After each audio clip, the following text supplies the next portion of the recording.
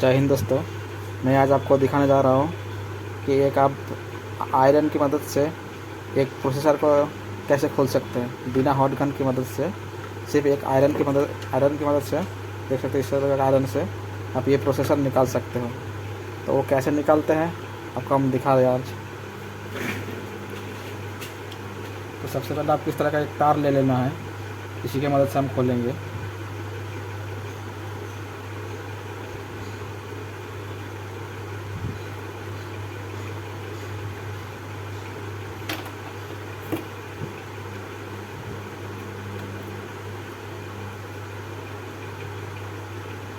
इस तरह से तार को आपको अंदर डाल लेना है प्रोसेसर की साइड से। उसके बाद इसको यहाँ पे थोड़ा सा सोल्डरिंग कर देना तार को।